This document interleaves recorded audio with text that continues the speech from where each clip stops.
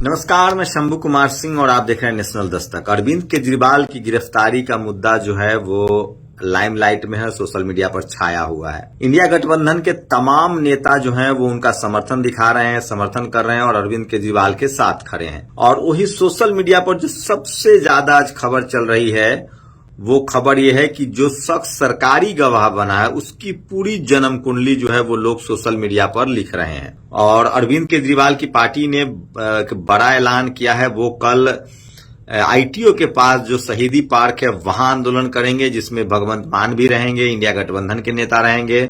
उसके बाद ये 23 तारीख को, उसके बाद 24 तारीख को भी उनका आंदोलन रहेगा, 25 को होली है उस दिन बंद करके फिर 26 को भी वो आंदोलन करेंगे।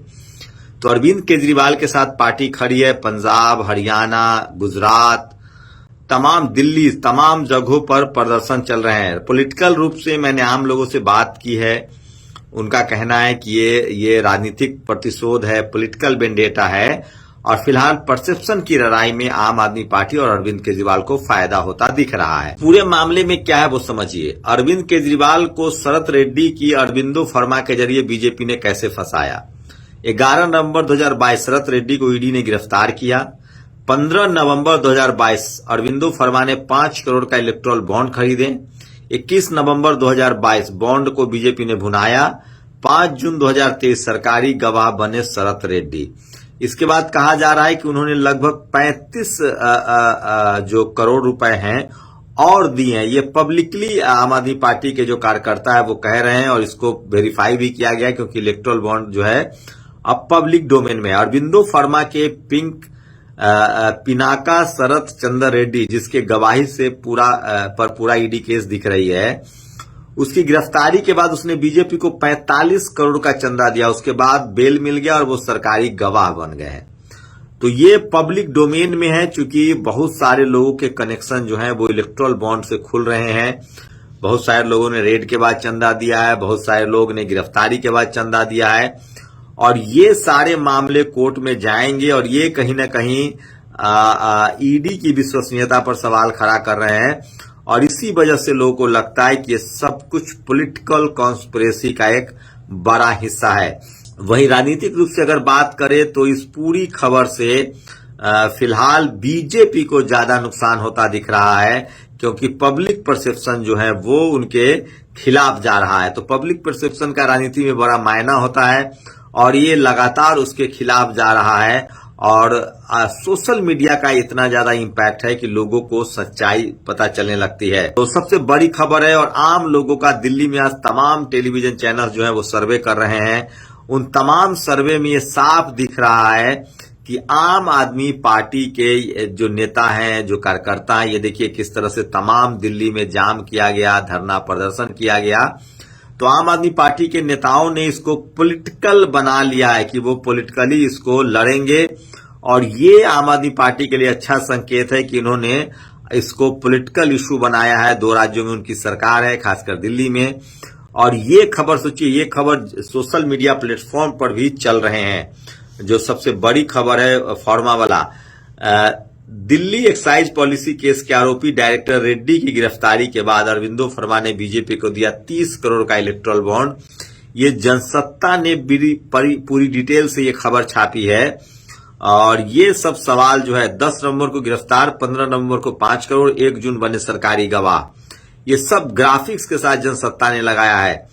तो ईडी ने रेड्डी को 10 नवंबर 2022 को मनी लॉन्ड्रिंग मामले में गिरफ्तार किया था, जिसके 5 दिन बाद यानी 15 नवंबर 2022 को अरविंदो फर्मा ने 5 करोड़ के चुनावी बॉन्ड खरीदे थे, जिसे बीजेपी ने 21 नवंबर को भुनाया था। चंदा देने के कुछ महीने बाद मई 2023 में रेड्डी को स्वास्थ्य कारणों के आधार पर दिल्ली हाईकोर्ट से जमानत मिल गई।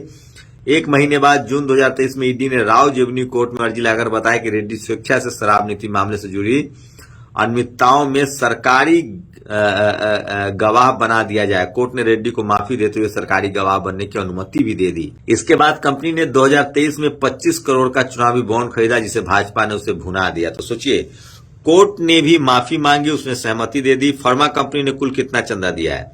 अप्रैल 2021 से 2023 के बीच अरविंदो फर्मा ने 52 करोड़ रुपए के चुनावी बॉन्ड खरीदा, जिसका 66% 34.5 करोड़ रुपए भाजपा, 29% तेलंगाना की बीआरएस और शेष आंध्र प्रदेश की टीडीपी को चंदा दिया है।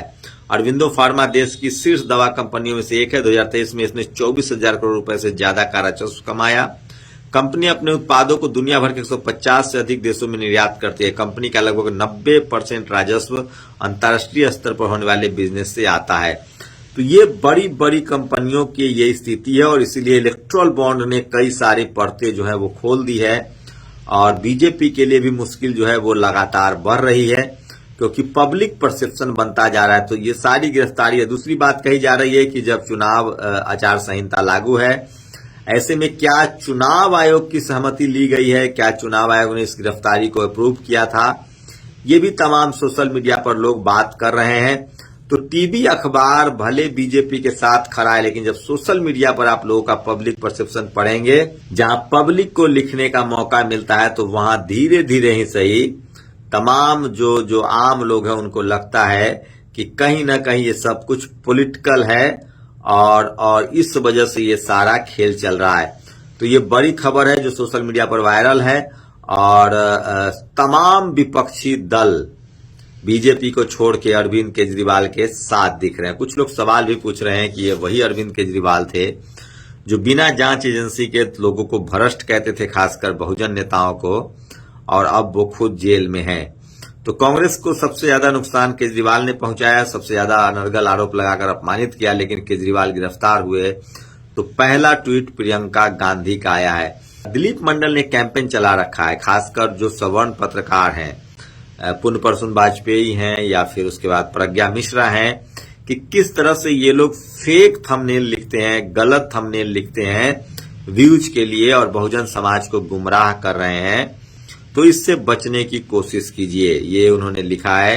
अरविंद केजरीवाल को जो है वो इंडिया गठबंधन का समर्थन मिल रहा है, लेकिन उनके कार्यकर्ता जो, लेकिन बीजेपी के लिए ये पॉलिटिकली नुकसान दिख रहा है, क्योंकि बीजेपी ये वैश्य समाज से आते हैं अरविंद केजरीवाल, और अगर उनका समाज उनके साथ बैकअप में खड़ा हो गया तो फिर बीजेपी के लिए ये ज्यादा मुश्किल हो जाएगा। तो ये सबसे बड़ी खबरें हैं जो सोशल मीडिया पर वायरल है और इसलिए मैं कह रहा हूं कि सोशल मीडिया ही सच्चा मीडिया है, सोशल मीडिया ही बहुजन मीडिया है। तो आप लोग अपनी प्रतिक्रिया जरूर दीजिए। क्या अरविंद केजरीवाल की गिरफ्तार, नागरिकों को ये जानने का कोई हक नहीं कि राजनीतिक पार्टियों को चंदा कहां से मिला है। मोदी सरकार ने एससी को कहा था, उसके बाद ये फैसला आया और उसमें रद्द कर दिया गया है। तो ये तमाम बड़ी खबरें जो सोशल मीडिया पर वायरल है और इसलिए मैं कह रहा हूं कि सोशल मीडिया ही सच्चा मीडिया है, सोशल मीडिया ही बहुजन मीडिया है। तो आज की तमाम बड़ी खबरें थी जो मैं आपके साथ शेयर कर रहा था और अरविंद केजरीवाल की पार्टी उनके साथ बनी हुई है, टीवी अखबार इसको दिखा रहा है। और बीजेपी को सबसे ज्यादा मेगा इंजीनियरिंग ने चंदा दिया है 664 करोड़ का। ये वही कंपनी है जो न्यूज चैनल भी चलाती है। तो ये तमाम खबरें हैं जो सोशल मीडिया पर वायरल है और आप अपनी प्रतिक्रिया जरूर दीजिए। शुक्रिया। नेशनल दस्तक की आपसे गुजारिश है कि अगर इसको बचाना चाहते हैं तो नेशनल दस्तक को सब्सक्राइब करने के लिए रेड कलर के सब्सक्राइब बटन को दबाएं, फिर बेल आइकन की घंटी दबाएं। नेशनल दस्तक को बचाने के लिए बहुत जरूरी है कि हर खबर को शेयर करें, लाइक करें, कमेंट जरूर करें।